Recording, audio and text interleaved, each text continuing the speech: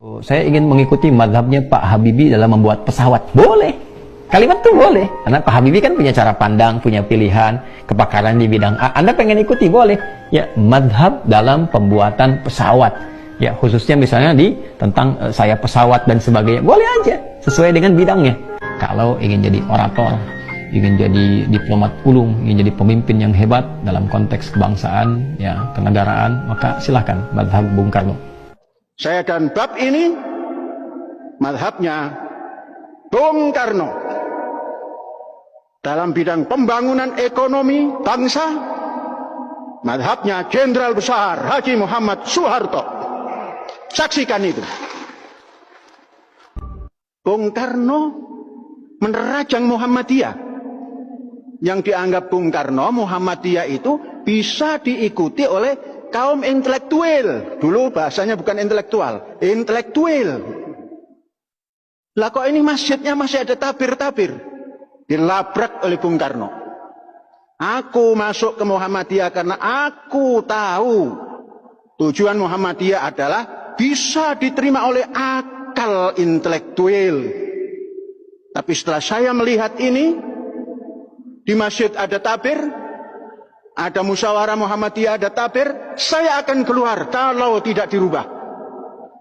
Tabir adalah merupakan simbol perbudakan wanita. Indonesia mazhab Imam Syafi'i yang berasal dari Palestina. Selain itu ada mazhab besar lainnya yakni Maliki, Hambali, dan Hanafi. Mazhab sendiri artinya adalah jalan berpikir atau metodologi dalam menetapkan hukum suatu peristiwa. Atau sederhananya, mazhab itu aliran yang menjadi pedoman umat Islam dalam memahami dan mengamalkan ajaran Islam yang bersumber dari Al-Quran dan Sunnah. Kisah Soekarno walkout di rapat Muhammadiyah karena tabir, niat utama menjaga Islam berkemajuan ala Muhammadiyah.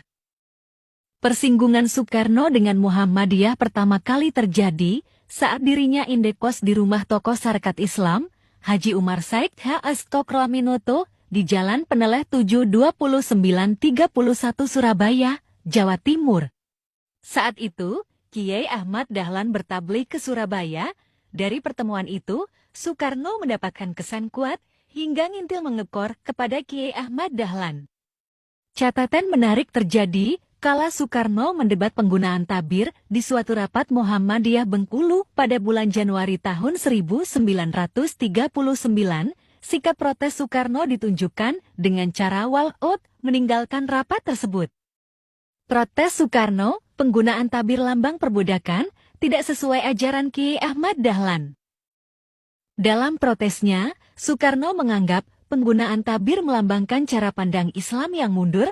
Tabir sendiri adalah pembatas perempuan dan laki-laki yang membuat jamaah perempuan tidak dapat melihat penceramah atau jamaah lain dari lawan jenis.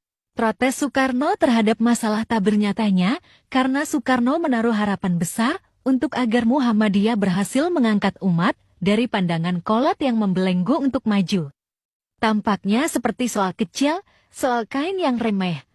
Tapi pada hakikatnya, soal maha besar dan maha penting, soal yang mengenai segenap mazhab positif posisi sosial kaum perempuan. Saya ulangi, tabir ialah simbol dari perbudakan kaum perempuan.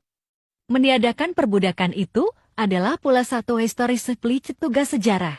Dalam pandangannya Soekarno menganggap perintah Allah menundukkan pandangan Kadul Bashar sudah cukup sebagai pedoman dalam relasi muamalah laki-laki dan perempuan, sehingga tidak perlu tambahan seperti tabir yang justru membuat perempuan terkungkung. Mereka mengira bahwa saya bermaksud mengatakan bahwa orang lelaki Islam dengan sengaja mau memperbudakan kaum perempuan, lalu menindas kaum perempuan. Saudara tahu bukan begitu maksudnya? Tabir adalah simbol perbudakan perempuan.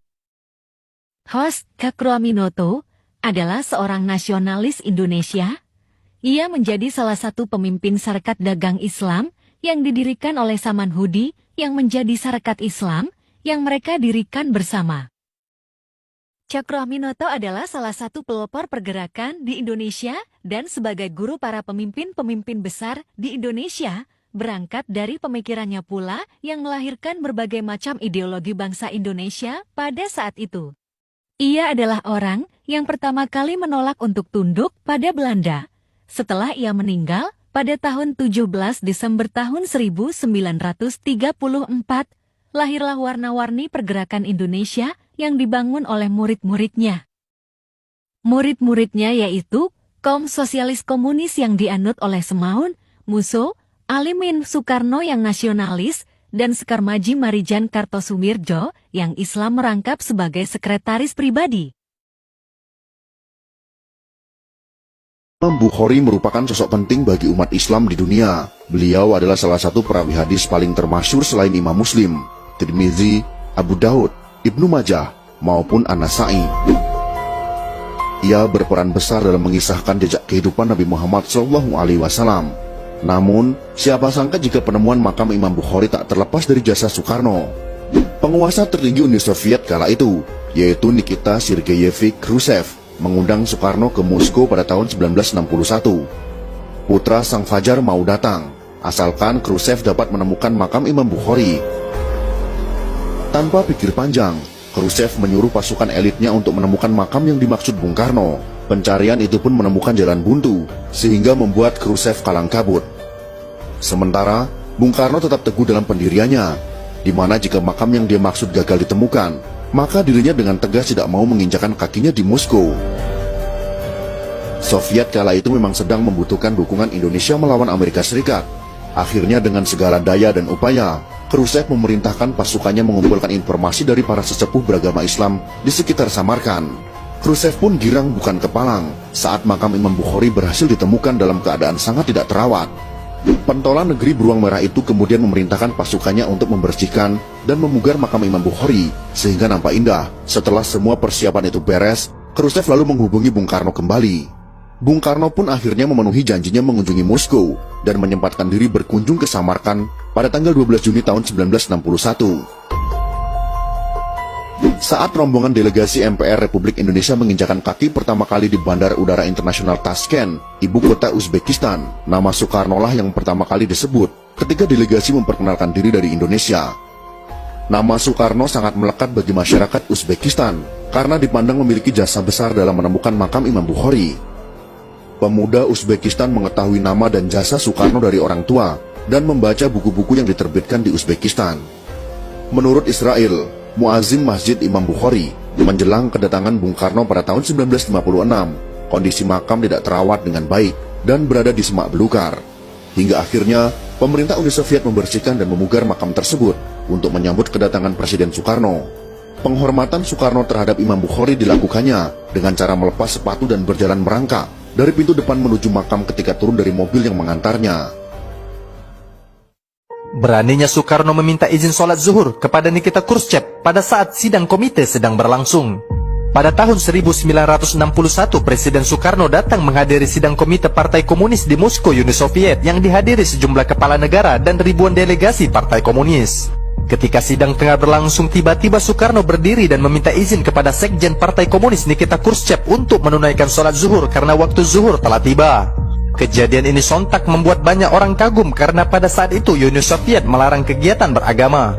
Salah satunya kader Partai Komunis yang bernama Musa Gasimovic kagum atas tindakan Soekarno, bahkan ia menamai anaknya Biru dialihfungsikan menjadi gudang peralatan medis. Padahal saat pertama kali dibuka, masjid ini merupakan yang terbesar di Eropa di luar Turki. Atas desakan Presiden Soekarno lah kemudian masjid ini kembali difungsikan. Pada tahun 1956 saat menyambangi Rusia, Presiden Soekarno berniat melihat dan sholat di Masjid Biru. Namun pasukan Soviet kala itu tidak mengizinkan dan memintanya untuk sholat di hotel saja. Sebelum pulang ke tanah air, dia kemudian mendesak pemimpin Uni Soviet kala itu, Nikita Khrushchev, untuk mengembalikan fungsi masjid. Khrushchev pun memenuhi permintaan Presiden Soekarno. Lama kemudian, menara-menara Masjid Biru kembali menggemakan suara azan. Kemudian masjid tersebut dikenal dengan sebutan Masjid Biru Soekarno.